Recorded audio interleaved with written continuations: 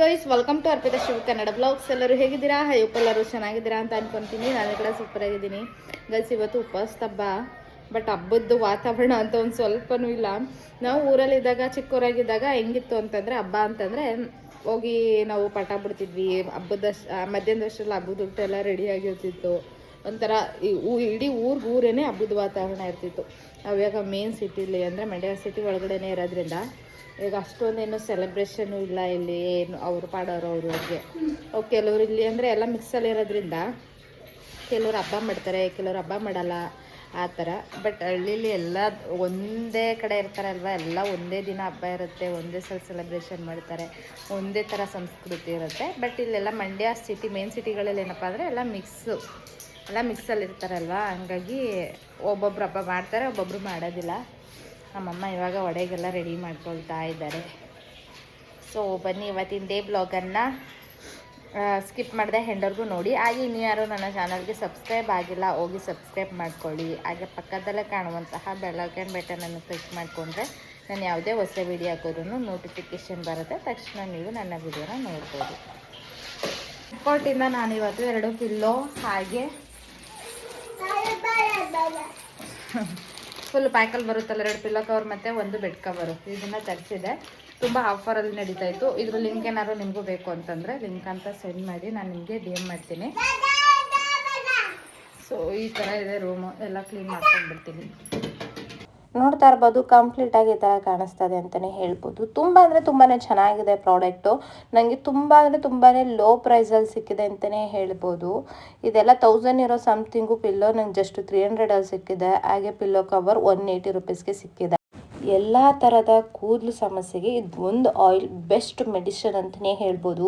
ನಾನು ಈ ಆಯಿಲನ್ನು ಎಲ್ಲ ಅಂತಂದ್ರೂ 6 or 7 ಇಯರ್ಸಿಂದ ಯೂಸ್ ಮಾಡ್ತಾ ಇದ್ದೀನಿ. ಆದರೆ ನನಗೆ ಟೈಮ್ ಸಿಗ್ತಾ ಇರಲಿಲ್ಲ ಪ್ರಿಪೇರ್ ಮಾಡ್ಕೊಳ್ಳೋಕ್ಕೆ. ಇವಾಗ ಏರ್ ಫಾಲ್ಸ್ ಎಲ್ಲ ತುಂಬ ಆಗ್ತಾಯಿತ್ತು, ಹಂಗಾಗಿ ನಾನು ಹಿಂದೆ ಮಾಡ್ತಿದ್ದಂತಹ ಈ ಆಯಿಲನ್ನೇ ಇವಾಗಲೂ ಕೂಡ ರೆಡಿ ಮಾಡ್ಕೊಳ್ತಾ ಇದ್ದೀನಿ. ನಿಮ್ಗೆ ಏನಾದ್ರು ಏರ್ ಫಾಲ್ಸ್ ಇತ್ತು ಅಂದರೆ, ಕೂದಲು ಬೆಳವಣಿಗೆ ಆಗ್ತಾಯಿಲ್ಲ ಅಂತಂದರೆ, ಕೌಡ್ಲು ಹೊಡಿಯೋ ಚಾನ್ಸಸ್ ಎಲ್ಲ ತುಂಬ ಇರುತ್ತೆ ಅಲ್ವಾ, ಅದೆಲ್ಲನೂ ಅವಾಯ್ಡ್ ಮಾಡುತ್ತೆ. ಆ್ಯಂಡ್ ಹೇರು ಕೂಡ ತುಂಬಾ ಬ್ಲ್ಯಾಕ್ ಬರುತ್ತೆ. ಕೆಲವ್ರಿಗೆಲ್ಲ ತುಂಬಾ ಬೇರೆ ಬೇರೆ ಥರ ಎಲ್ಲ ಇರುತ್ತೆ ಏರೆಲ್ಲ. ಬಟ್ ಈ ಆಯಿಲ್ ಯೂಸ್ ಮಾಡಿದ್ಮೇಲಂತೂ ತುಂಬ ಚೆನ್ನಾಗಾಗುತ್ತೆ ಅಂತಲೇ ಹೇಳ್ಬೋದು. ಏರ್ ಗ್ರೋತ್ನಿಂಗ್ ಸ್ಟಾಪ್ ಆಗಿಬಿಟ್ಟಿರುತ್ತಲ್ಲ, ಅವ್ರಿಗೂ ಕೂಡ ಏರ್ ಗ್ರೋತ್ನಿಂಗ್ ಸ್ಟಾರ್ಟ್ ಆಗುತ್ತೆ. ಬೇಬಿ ಏರ್ಸ್ ಎಲ್ಲನೂ ಕೂಡ ಸ್ಟಾರ್ಟ್ ಆಗುತ್ತೆ ಬೆಳೆಯೋಕ್ಕೆ. ಈ ಆಯಿಲನ್ನು ಮಾಡ್ಕೊಳ್ಳೋದು ತುಂಬ ಈಸಿ, ನಿಮ್ಮ ಮನೆಯಲ್ಲೇ ಸಿಗುವಂಥ ವಸ್ತುಗಳಿಂದ. ನಾನು ಇದಕ್ಕೆ ದಾಸವಾಳದ ಹೂವನ್ನು ತೊಗೊಂಡಿದ್ದೀನಿ. ಇದು ಕೂದಲು ಉದ್ರೋದನ್ನ ಕಮ್ಮಿ ಮಾಡುತ್ತೆ, ನರೆ ಕೂದಲು ಬರ್ದೇ ಇರೋ ರೀತಿ ಅವಾಯ್ಡ್ ಮಾಡುತ್ತೆ. ಆ್ಯಂಡ್ ಎಲ್ಲದಕ್ಕಿಂತ ಹೆಚ್ಚಾಗಿದೆ ನ್ಯಾಚುರಲ್ ಕಂಡೀಷನರ್ ಆಗಿ ಕೆಲಸ ಮಾಡುತ್ತೆ ಅಂತಲೇ ಹೇಳ್ಬೋದು. ನಾನು ಎಷ್ಟು ತೊಗೊಂಡಿರೋದು ದಾಸವಾಳದ ಎಲೆ. ಎಲ್ರಿಗೂ ಕಾಮನಾಗಿ ಗೊತ್ತಿರುತ್ತೆ, ದಾಸವಾಳದ ಹೂವು ಸಿಕ್ಕಿದ್ಮೇಲೆ ಎಲೆನೂ ಸಿಗುತ್ತೆ ಅಲ್ವಾ. ಇದು ಕೂಡ ಕೂದಲು ಬೆಳವಣಿಗೆಗೆ ಹೆಲ್ಪ್ ಮಾಡುತ್ತೆ. ತಲೆಯಲ್ಲಿರುವಂತಹ ಒಟ್ಟು ಏನಿದೆ ಅದನ್ನು ಫುಲ್ಲು ಕಂಟ್ರೋಲ್ ಮಾಡುತ್ತೆ ಅಂತಲೇ ಹೇಳ್ಬೋದು.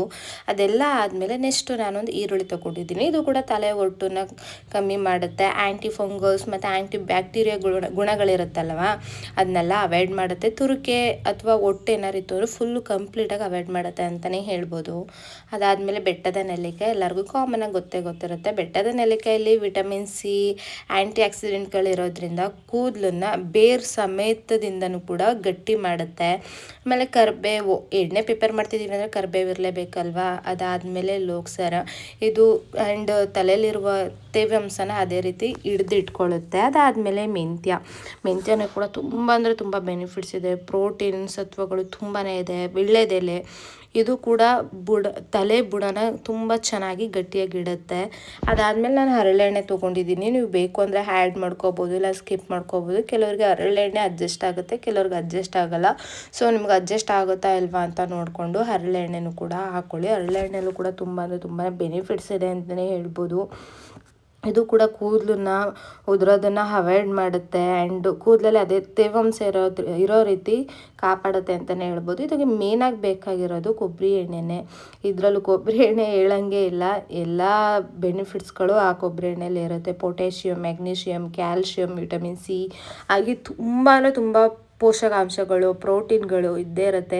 ಕೊಬ್ಬರಿ ಎಣ್ಣೆ ನಾನು ಇದರಲ್ಲಿ ಪ್ಯಾರಾಚೂಟ್ ತೊಗೊಂಡಿದ್ದೀನಿ. ನಿಮ್ಗೇನಾದ್ರೂ ಬೇಡ ಅಂತಂದರೆ ನೀವೇ ಮನೆಯಲ್ಲಿ ಪ್ರಿಪೇರ್ ಮಾಡ್ಕೋಬೋದು ಕೊಬ್ಬರಿಯಿಂದ.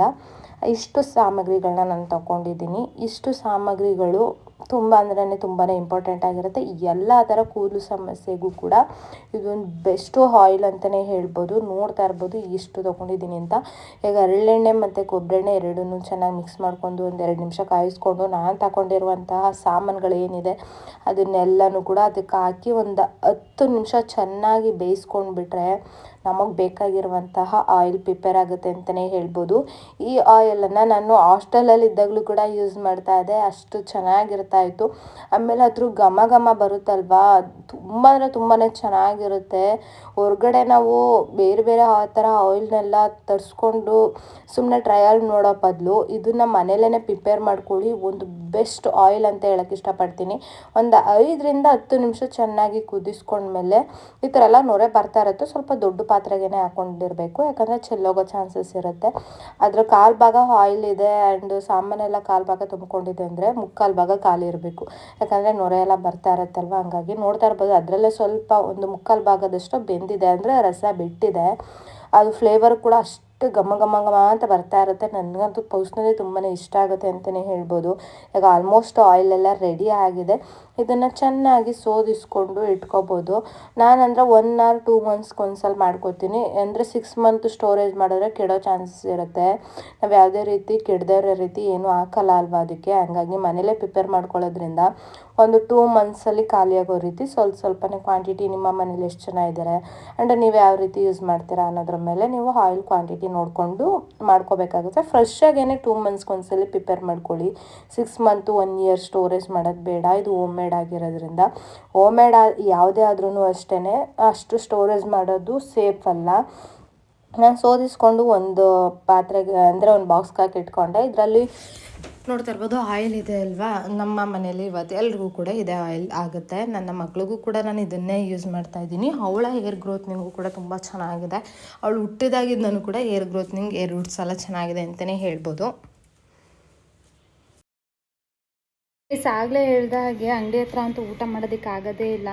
ಸೊ ಒಂದು ತುತ್ತು ತಿಂತೀವಿ ಅಂತ ಅಂದ್ಕೊಳ್ಳಿ ಯಾರು ಕಸ್ಟಮರ್ ಬರ್ತಾ ಇರ್ತಾರೆ. ಸೊ ಅಷ್ಟು ಕಂಫರ್ಟಬಲ್ ಅಂತಲೂ ಅನಿಸಲ್ಲ. ನಮ್ಮದು ಬಟ್ಟೆ ಶಾಪ್ ಇದೆಯಲ್ಲ, ಅಲ್ಲಿ ಹೋಗಿ ತಿನ್ಬೋದು. ಅಲ್ಲೆಲ್ಲ ಸ್ವಲ್ಪ ಹೈಡಾಗಿರುತ್ತೆ, ಕಾಣಿಸೋದು ಥರ ಏನಾಗಲ್ಲ, ಬಟ್ ಡಿಸ್ಟರ್ಬ್ ಆಗ್ತಾ ಇರುತ್ತೆ. ಹಂಗಾಗಿ ನಂಗೆ ಊಟ ಮಾಡೋ ಮೂಡೇ ಇರೋಲ್ಲ. ಹಾಗಾಗಿ ಶಿವರ್ ಬರೋದನ್ನೇ ವೆಯ್ಟ್ ಮಾಡಿಕೊಂಡು ಈ ಥರ ಮನೆಗೆ ಬಂದು ಊಟ ಮಾಡಿಬಿಡ್ತೀನಿ. ಸೀರಿಯಸ್ಲಿ ಅವಾಗೆಲ್ಲ ಊಟ ಸೇರ್ತಾನೆ ಇರಲಿಲ್ಲ ನನಗೆ.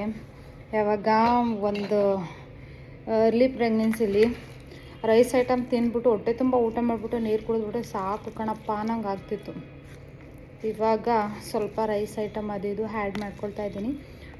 ಟಾಬ್ಲೆಟ್ ಎಲ್ಲ ರೆಗ್ಯುಲರ್ ತಗೊಳ್ತಾ ಇದ್ದೀನಲ್ಲ, ಹಂಗಾಗಿ ನಮ್ಮಮ್ಮ ಕಾಳು ಉಪ್ಪು ಸಾಂಬಾರು ಮತ್ತು ಮೊಟ್ಟೆ ಬೇಯಿಸಿ ಹೋಗಿದ್ದಾರೆ.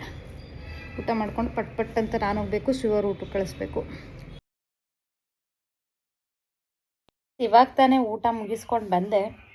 ಇವಾಗ ನನ್ನ ಮಗಳು ಕೂಡ ಮಲಗಿದ್ದಾಳೆ. ಇವಾಗ ನಾನು ಮಲ್ಕೊಳ್ಳುವಂತಹ ಟೈಮು.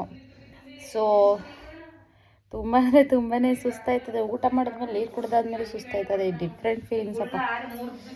ಸೊ ನಮ್ಮಮ್ಮ ನಮ್ಮ ಅಣ್ಣನ ಜೊತೆ ಮಾತಾಡ್ತಾ ಇದೆ. ಟೈಮ್ ಬಂದು 11:30 ಆಗಿದೆ. ಫೋನಲ್ಲಿ ಮಾತಾಡ್ತಾ ಇದ್ದೆ, ಏನು ಮೈಕ್ ತಗೋ ಮಾತಾಡ್ತಾ ಇದ್ದ ಅನ್ನಿಸ್ತದೆ. ಇವತ್ತಿನ ಕತೆ ಇಷ್ಟೇ ಗೈಸ್, ಸಿಂಪಲಾಗಿ ಆಯಿತು. ಇವತ್ತು 1-2-3 ಆರ್ಡರ್ಗಳು ಬಂದುಬಿಟ್ಟಿತ್ತು, ಅದರಲ್ಲೇ ಫುಲ್ ಬ್ಯುಸಿ ಆಗಿಬಿಟ್ಟೆ ಅಂತಲೇ ಹೇಳ್ಬೋದು. ಏರ್ ಆಕ್ಸೆಸರೀಸ್ ಆರ್ಡರ್ ಅಂತೂ ಸಖತ್ತಾಗಿ ಬರ್ತೈತೆ.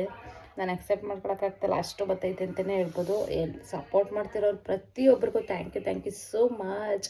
ಇದೇ ರೀತಿ ಸಪೋರ್ಟ್ ಮಾಡ್ತಾಯಿರಿ.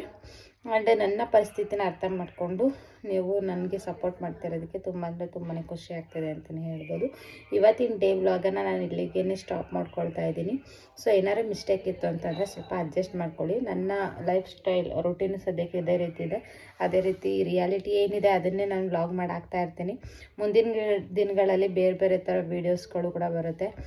ಪ್ರೆಗ್ನೆನ್ಸಿ ರಿಲೇಟೆಡ್ ಆಗಿರ್ಬೋದು, ಫುಡ್ ರಿಲೇಟೆಡ್ ಆಗಿರ್ಬೋದು, ಪ್ರತಿಯೊಂದು ಬರುತ್ತೆ. ಇವಾಗ ನನ್ನ ಬಿಸ್ನೆಸ್ಸಲ್ಲಿ ನಾನು ಸ್ವಲ್ಪ ಬ್ಯುಸಿಯಾಗಿರೋದ್ರಿಂದ ಸದ್ಯಕ್ಕೆ ಇದೇ ರೂಟೀನ್ ಇರುತ್ತೆ. ಅದಕ್ಕೂ ಕೂಡ ಒಂದು ವ್ಯವಸ್ಥೆ ಮಾಡ್ಕೊಳ್ತಾ ಇದ್ದೀವಿ. ಅಲ್ಲಿವರೆಗೂ ಸೇಮ್ ರೂಟೀನೇ ಇರುತ್ತೆ.